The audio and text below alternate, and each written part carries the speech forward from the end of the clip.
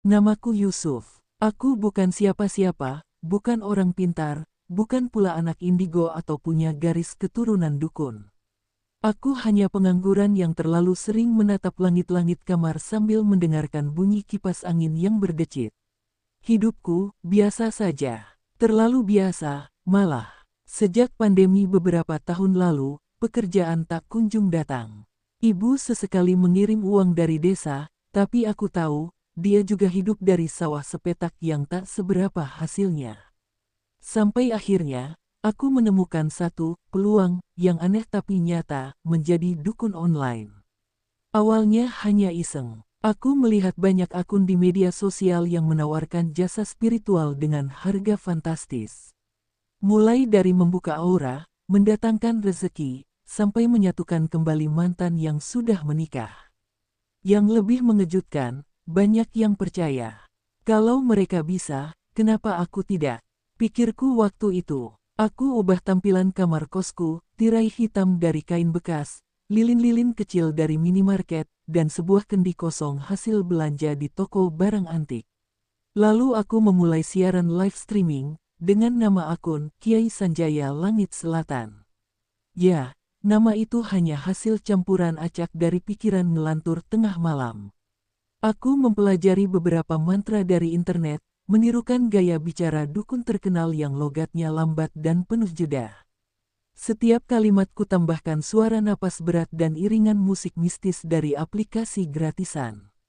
Tak kusangka, penonton pertamaku langsung transfer uang. 500.000 hanya untuk konsultasi soal pasangan yang suka menghilang. Dari situ, aku ketagihan. Setiap malam aku siaran. Semakin banyak yang percaya.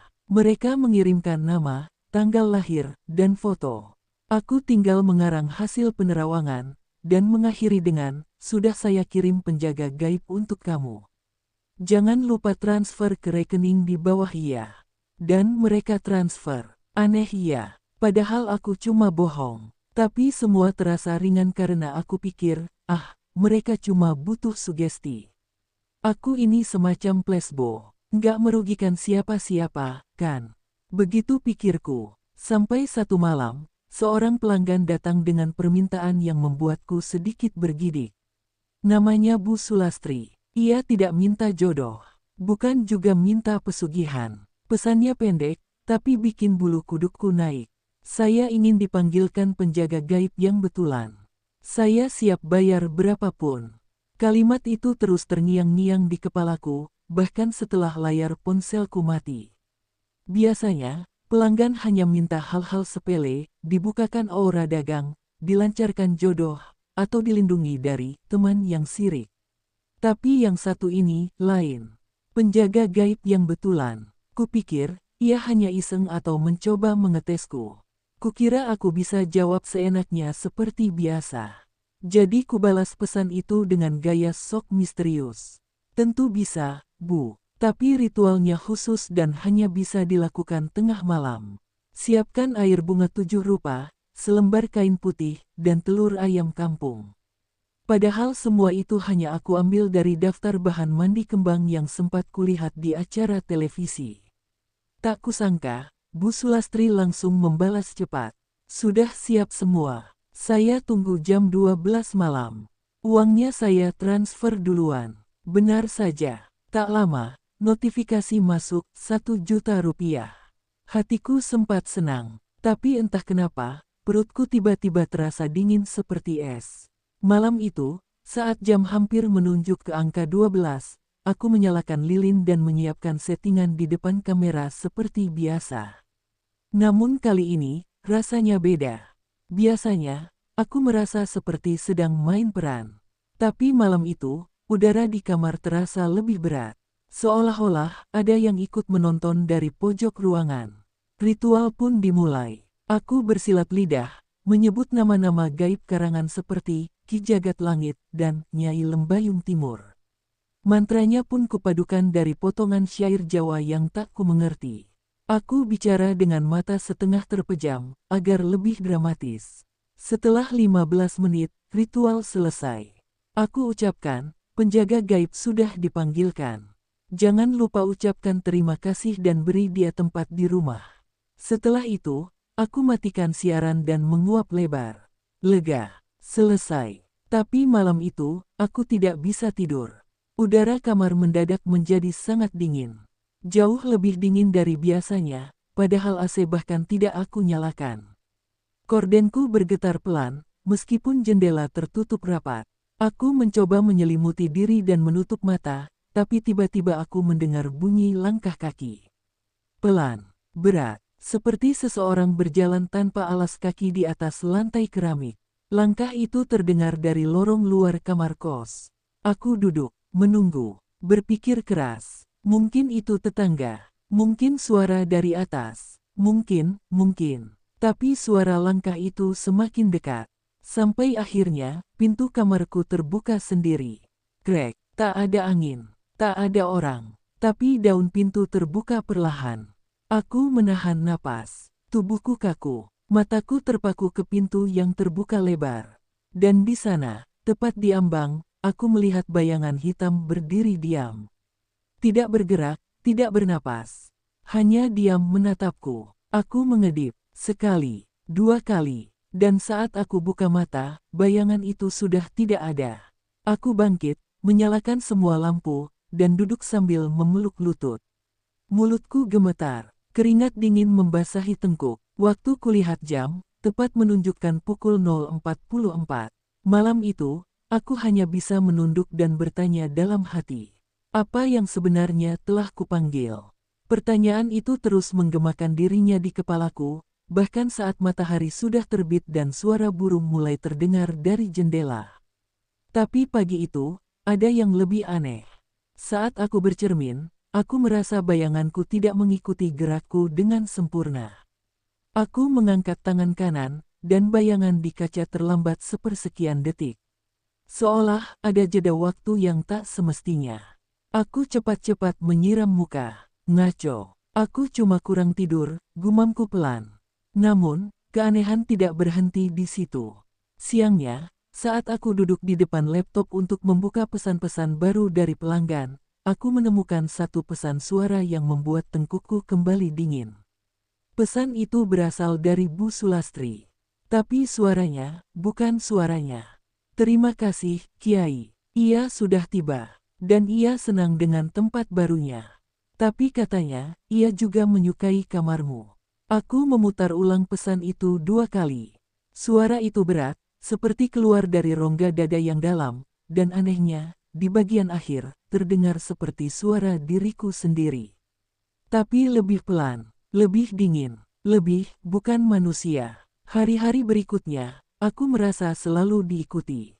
Saat berjalan ke warung, ada bayangan hitam yang mengintip di balik pohon. Saat mandi, air tiba-tiba menjadi hangat seperti dipanaskan dari dalam pipa. Dan saat aku menutup mata, walau hanya sekejap, selalu ada wajah asing yang muncul dalam kilasan. Wajah itu bukan wajah manusia. Kulitnya pucat keabu-abuan, matanya hitam polos tanpa putih, dan bibirnya bergerak-gerak tanpa suara. Aku mencoba menyangkal semuanya. Aku pikir aku cuma stres. Tapi malam itu, semuanya berubah. Aku sedang menyiapkan sesi dukun bohongan seperti biasa. Lilin dinyalakan, kamera diatur, dan layar sudah siap live. Tapi saat aku membuka mulut untuk mengucap mantra, lidahku seperti tertahan. Lalu, tanpa kendali, aku mulai berbicara dalam bahasa yang tak kupahami. Kalimat-kalimat panjang mengalir dari mulutku seperti air yang tumpah, cepat, dalam, dan asing. Aku mencoba menghentikannya, tapi tubuhku kaku. Mataku terbuka lebar, tangan mengepal sendiri. Seolah-olah bukan aku yang bicara. Live streaming malam itu ditonton oleh lebih dari 1.000 orang. Komentar masuk deras. Wah, serem banget suaranya. Mantranya asli nih. Baru kali ini lihat dukun yang beneran trends. Mereka kagum, tapi mereka tidak tahu bahwa aku sedang berteriak sekeras-kerasnya di dalam kepalaku sendiri. Setelah siaran berakhir, tubuhku roboh ke lantai. Nafasku tersengal, mataku basah, dan jantungku berdebar tak karuan. Dan entah dari mana, muncul suara pelan di pojok ruangan. Suara yang sama dengan yang terdengar di pesan Bu Sulastri. Kau memanggilku. Kini aku tinggal di sini. Jangan usir aku. Aku suka tubuh ini. Malam itu aku tidak tidur. Dan sejak saat itu, aku tahu makhluk itu tidak hanya datang. Ia ingin menetap. Aku butuh bantuan. Tapi, siapa yang bisa membantu saat semua orang menganggapku dukun sakti yang benar-benar sakti? Pertanyaan itu terus menghantui pikiranku, terutama ketika aku menyadari satu hal mengerikan. Aku bukan lagi pemilik tubuhku. Hari-hariku berubah total. Setiap malam, aku seperti kehilangan kesadaran. Tapi saat pagi datang, tubuhku terasa lemas, ponselku penuh dengan notifikasi, pesanan konsultasi, testimoni keberhasilan, dan rekaman suara diriku sendiri sedang membacakan doa-doa yang tidak pernah kupelajari. Yang lebih parah, beberapa pelanggan bahkan mulai datang langsung ke kosku. Mereka bilang, suara Kiai lewat telepon bikin kami merinding. Tapi lihat langsung auranya lebih kuat. Aura yang mereka lihat hanya aku, dengan mata yang makin cekung, kulit makin pucat, dan senyum yang kupaksakan mati-matian. Aku mencoba melawan. Kutinggalkan kos dan menginap di musala dekat gang, berharap suasana tenang bisa menenangkan pikiranku. Tapi malam itu, aku bermimpi berjalan menyusuri lorong panjang dan gelap. Di ujungnya, ada seseorang duduk membelakangiku. Saat aku panggil dia, ia menoleh, dan aku melihat wajahku sendiri. Tapi matanya hitam semua, dan ia berkata dengan tenang, "Jangan kabur. Tubuh ini nyaman. Kau kan yang memanggilku dulu. Jadi, izinkan aku tinggal." Aku terbangun dengan peluh dingin. Tiba-tiba, aku sudah berada kembali di kamarku, di depan cermin, dengan lilin-lilin menyala mengelilingiku. Tanganku menggenggam kendi, dan ada asap tipis mengepul dari lubangnya. Aku tidak ingat apapun. Tapi seseorang sudah membuka pintu dan masuk sambil memberi salam. Seorang pelanggan baru. Dan aku menyambutnya dengan suara yang bukan milikku. Aku makin yakin, aku harus menghentikan semua ini. Aku mencoba menelepon seorang ustaz yang pernah mengisi pengajian di komplek. Tapi setiap kali aku mengetik nomornya, jari-jariku gemetar dan aplikasi telepon tertutup sendiri. Aku minta bantuan Pak Heri, tetangga kos yang dulu sempat cerita soal pamannya yang paham hal-hal gaib. Tapi waktu aku berdiri di depan pintu kamar Pak Heri, aku tidak bisa mengetuk. Tanganku seperti kehilangan kekuatan. Makhluk itu mengontrolku. Sedikit demi sedikit, aku hanya bisa melakukan satu hal, mencari Bu Sulastri. Dia adalah titik awal dari semua ini. Jika ia tahu cara membuka pintu untuk makhluk itu, mungkin, hanya mungkin, ia tahu cara menutupnya kembali. Dengan sisa tenaga, aku cari nomor dan alamat yang dulu ia kirimkan lewat pesan. Tapi saat hendak menghubungi dia, muncul suara di kepalaku. Pelan, namun jelas, seolah ia bicara dari dalam dadaku. Kalau kau mengusirku, kau akan kehilangan segalanya. Tubuhmu, suaramu, bahkan dirimu sendiri. Aku tutup telinga. Aku menjerit dalam hati. Tapi suara itu tak pernah diam. Ia menggerogoti kepalaku siang dan malam, seperti gemerisik angin yang terus berbisik dari balik tengkuk. Dan semakin aku mencoba melawan, semakin kuat ia merasuki tubuhku, seperti akar yang sudah telanjur menancap dalam ke tanah basah. Aku tak punya waktu lagi. Dengan sisa-sisa akal sehat yang masih kumiliki, aku melangkah pergi dari kos. Kakiku gemetar, napasku berat. Entah kenapa, setiap kali aku semakin dekat dengan alamat Bu Sulastri yang kusimpan, tubuhku seperti ingin berhenti. Tapi kali ini aku paksakan. Setibanya di depan rumah bercat biru muda itu, aku mengucap salam lirih. Pintu terbuka. Wajah Bu Sulastri muncul, pucat tapi tenang, seperti sudah tahu kedatanganku. "Akhirnya kamu datang juga," katanya. "Kamu sudah terlambat beberapa malam. Tapi mungkin, belum sepenuhnya habis." Kami duduk di ruang tamunya yang sejuk. Dupa menyala di sudut ruangan, mengeluarkan aroma yang asing tapi menenangkan. Di dinding, tergantung lukisan seseorang yang duduk bersila di tengah kabut. Makhluk itu, kaulah, kataku pelan. Dia sudah tinggal di tubuhku. Bu Sulastri mengangguk, seperti sudah menduganya. Ia bukan jin biasa, ujarnya. Ia bukan makhluk yang bisa kamu mainkan seperti boneka. Ia datang karena kamu memanggilnya dengan keyakinan, walaupun kamu pikir itu bohong. Tapi dia tidak peduli apakah kamu serius atau tidak. Yang dia dengar hanyalah undangan. Aku menelan ludah. Tolong, bantu aku. Aku ingin hidupku kembali. Dia menatapku lama, sangat lama. Kemudian berkata, kalau kamu benar-benar ingin memutus ikatan itu, kamu harus berkorban. Aku mengangguk cepat. Uang, barang, apa saja, ambillah. Tapi Bu Sulastri hanya tersenyum miris. Bukan itu. Kamu harus kehilangan semua yang membuatmu dikenal oleh dunia. Nama, wajah, suara. Kamu harus menghilang, Yusuf. Sepenuhnya. Karena makhluk itu sudah terhubung dengan siapa dirimu di dunia. Aku terdiam, tak bisa bernapas. Ia melanjutkan. Ada satu upacara pemutusan. Tapi sekali dilakukan, tak bisa dibatalkan. Dan bila gagal, kamu tidak akan kembali sebagai dirimu. Bahkan bisa jadi, kamu hanya jadi cangkang kosong. Pilihan itu menggantung di depan mataku seperti dua pintu gelap. Tetap hidup dengan makhluk itu dalam tubuhku, atau mempertaruhkan segalanya untuk kembali menjadi diriku sendiri, dengan kemungkinan tidak kembali sama sekali. Aku menunduk, tanganku gemetar. Tapi malam itu, saat aku menatap langit dari teras rumah Bu Sulastri, aku sadar. Aku sudah terlalu jauh. Aku hanya punya satu jalan terakhir. Dan aku akan mengambilnya, apapun yang terjadi. Dan aku akan mengambilnya, apapun yang terjadi. Malam itu, langit seperti menahan napas. Awan tak bergerak, udara seperti menggantung tanpa arah. Di halaman belakang rumah Bu Sulastri, aku duduk bersila di atas tikar pandan. Di sekelilingku, 4 buah lilin menyala redup.